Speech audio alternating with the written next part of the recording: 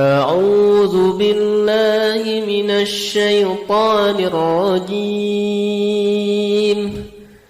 بسم الله الرحمن الرحيم Bismillahirrahmanirrahim. Assalamualaikum warahmatullahi wabarakatuh. Alhamdulillahil malikil haqqil mubin alladzi habana bil imani wal yaqin. Allahumma salli ala sayyidina Muhammadin khatamil anbiya'i wal mursalin wa ala alihi tayyibin wa ashabihil akhyari ajma'in wa man tabi'ahum bi ihsanin ila yaumiddin, amma ba'd. Anak-anakku yang Bapak cintai karena Allah Subhanahu wa taala, kaifa halukum? Apa kabar kalian semua? Iya, alhamdulillah, bersyukur senantiasa kita panjatkan kepada Allah Subhanahu wa taala yang senantiasa melimpahkan, mencurahkan taufik dan hidayahnya kepada kita semua, sehingga pada hari ini kita masih diberikan kesempatan oleh Allah untuk menuntut ilmu. Anak-anakku sekalian, kemarin kita sudah mempelajari pelajaran yang keempat, ya, pelajaran PAI, Pendidikan Agama Islam. Ya, sekarang kita masuki pelajaran selanjutnya, pelajaran yang kelima, ya. Apa itu? Yaitu pelajaran tentang azan dan iqamah, ya, tentang azan dan iqamah. Sebelumnya Bapak akan jelaskan apa itu azan dan iqamah. Azan adalah seruan untuk mengajak kaum muslimin mendirikan salat, ya. Jadi azan itu dikumandangkan jika telah masuk waktu salat fardu, ya, baik itu salat yang 5 waktu maupun salat Jumat, ya. Jadi azan itu adalah seruan untuk mengajak kaum muslimin mendirikan salat. Adapun iqamah itu adalah seruan agar segera berdiri untuk salat. Ya, jadi iqamah merupakan tanda bahwa salat segera dimulai. Ya, itulah pengertian dari azan dan iqamah. Anak-anakku sekalian, kalian tahu nggak sih, ya, setan itu akan lari terbirit-birit ketika mendengar azan. Ya, setan itu takut sama azan. Ya, bahkan ya dijelaskan di dalam sebuah hadis, setan itu akan lari terbirit-birit menjauhi suara azan sampai terkentut-kentut. Ya, Masya Allah. Ya, itulah setan, ya. Jadi ketika azan berkumandang, semua setan akan lari menjauhi suara azan. Sementara orang kafir, ya, orang kafir itu juga sama, mereka membenci azan. Bahkan orang-orang kafir menjadikan seruan azan itu sebagai bahan ledekan, ya, sebagaimana firman Allah Subhanahu wa taala, ya, wa idza nadaitum ila sholati, ya, ittakhadhuha huzwan wa la'iba. Dan apabila kamu menyeru mereka untuk mengerjakan salat, ya, orang-orang kafir itu akan menjadikan seruan tersebut sebagai buah ejekan dan permainan. Yaitu orang-orang kafir, ya. Adapun kita seorang mukmin, maka tatkala mendengar suara azan kita akan bergegas, ya, bergegas pergi menuju masjid. Anak-anakku sekalian yang semoga dirahmati dan diberkahi oleh Allah Subhanahu wa taala, ya. Sekarang kita akan membahas tentang muadzin. Ya, muadzin. Apa itu muadzin? Muadzin adalah orang yang mengumandangkan azan, ya. Jadi orang yang azan itu disebut muadzin. Nah, Rasulullah Shallallahu Alaihi Wasallam itu mempunyai 2 orang muadzin. Ya, ada 2 muadzinnya Rasulullah. Yang pertama adalah Bilal bin Rabah radhiyallahu anhu. Yang kedua adalah Abdullah bin Ummi Maktum radhiyallahu anhu ya. Keduanya adalah merupakan muadzinnya Rasulullah sallallahu alaihi wasallam. Adapun mengenai keutamaan menjadi seorang muadzin, ya, dalam sebuah hadis disebutkan bahwa muadzin itu akan menjadi orang yang paling panjang lehernya kelak di padang mahsyar, ya. Jadi panjang lehernya. Artinya apa? Artinya muadzin akan mendapat pahala yang banyak nanti di akhirat kelak, ya. Pahalanya akan banyak. Karena apa? Karena jasa mereka telah memberitahu dan mengajak orang-orang untuk segera sholat, ya, sehingga mereka memiliki keutamaan yang agung, keutamaan yang besar. Ya, itulah tugas seorang muadzin. Nah, anak-anakku sekalian, tahukah kalian, ya, azan itu disyariatkan pada tahun pertama hijrah. Jadi ketika Rasulullah Shallallahu Alaihi Wasallam pertama kali hijrah dari Mekah menuju Madinah, ya, ketika sampai di Madinah maka syariat azan, ya, dimulai. Ya, sebelumnya ada beberapa usulan, ya, dari para sahabat tentang cara menyeru kaum mukminin untuk sholat.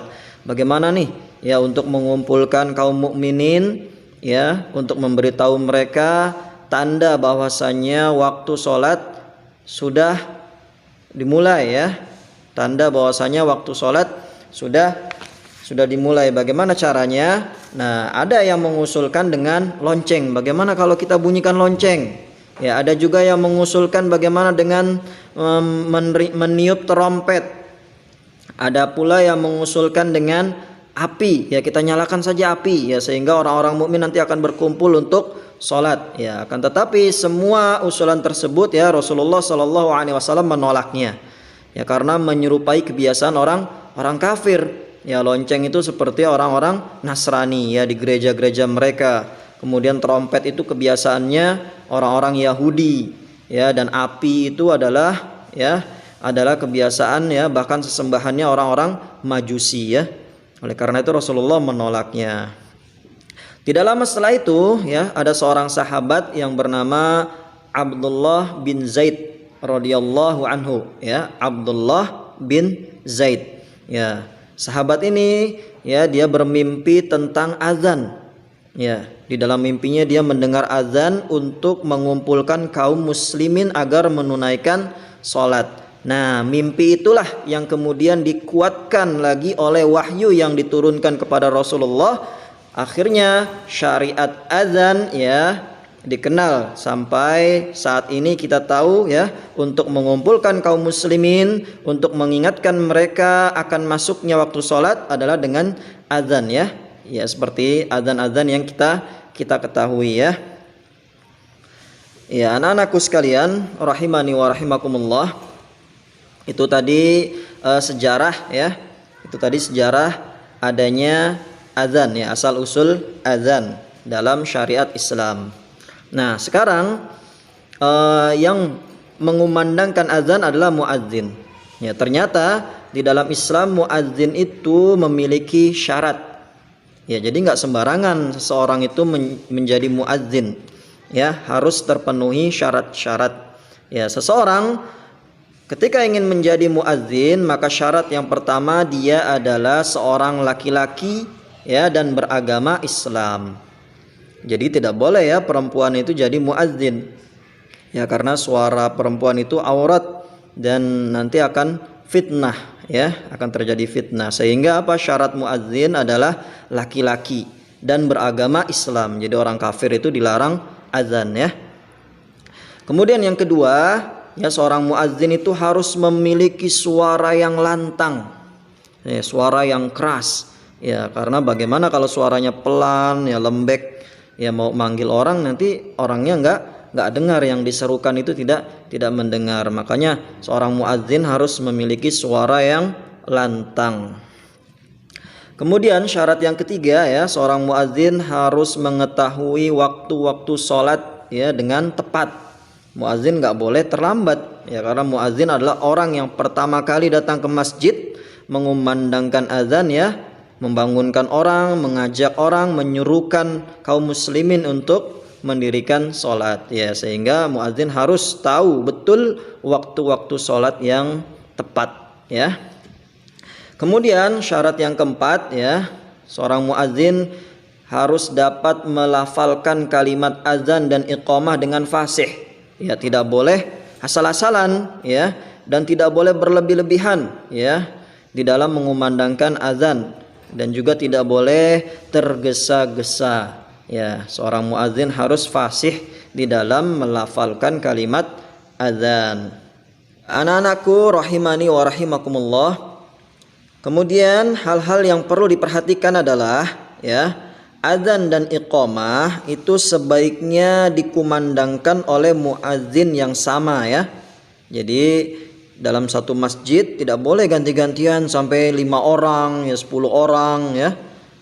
Karena nanti akan rancu. Orang yang mendengar azan itu akan bingung, ya. Subuhnya orang yang berbeda, zuhurnya orang yang berbeda lagi, asarnya orang yang berbeda lagi, ya. Tidak boleh seperti itu, ya. Oleh karenanya Rasulullah hanya memiliki 2 muadzin, ya, tidak ganti-ganti, ya. Jadi kalau yang satu uzur, yang satu menggantikan. Jadi hanya 2 saja, tidak perlu banyak, ya.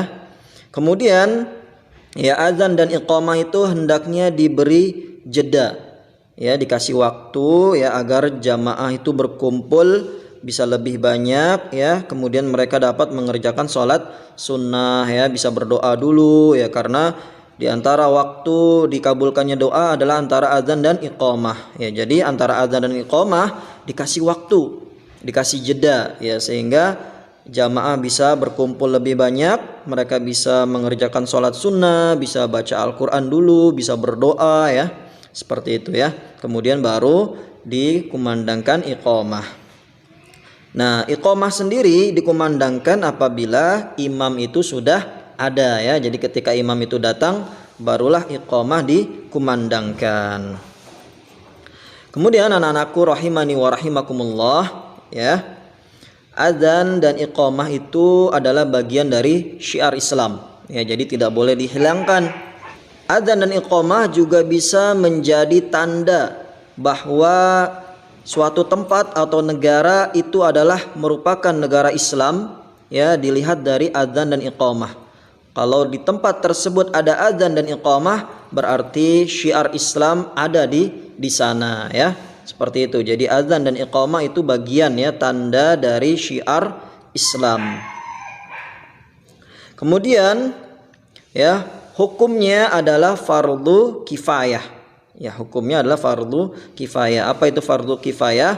Fardu kifayah itu apabila sudah ada yang mengerjakan, sudah ada yang azan, sudah ada yang iqamah, maka yang lainnya gugur, ya. Yang lainnya tidak perlu ikut azan, ya. Jadi dalam satu masjid kalau sudah ada yang azan, sudah, kita tidak wajib lagi untuk azan. Jadi fardu kifayah itu seperti itu, ya. Jika sudah ada satu orang yang mewakilkan, maka yang lainnya itu gugur, ya. Kemudian, ya, hikmah dari azan. Hikmah dari azan adalah melatih setiap muslim untuk disiplin dalam mengatur waktunya, terutama waktu untuk sholat. Nah, ini penting, ya. Kalau tidak ada azan, maka orang-orang akan menyepelekan, ya, nanti tidak disiplin. Makanya itu salah satu hikmah dari adanya azan, ya. Iya, karena apa? Karena orang yang lalai, yang tidak disiplin, ya, di dalam memenuhi seruan azan, berarti dia itu lalai di dalam mengatur waktu sholatnya. Dan Allah mengancam orang yang lalai terhadap sholatnya dengan neraka wail, ya, sebagaimana Allah berfirman di dalam surat Al-Ma'un, fawailun, ya, fawailun lil musallin. Maka neraka wail itu diperuntukkan bagi orang-orang yang sholat, ya, orang-orang yang lalai di dalam sholatnya. Alladzina hum an sholatihim sahun, ya, orang-orang yang dia sholat tapi dia itu lalai di dalam sholatnya. Ya, oleh karena itu kita harus disiplin ketika mendengar azan, langsung segera sholat, ya. Ini diperuntukkan bagi laki-laki, ya.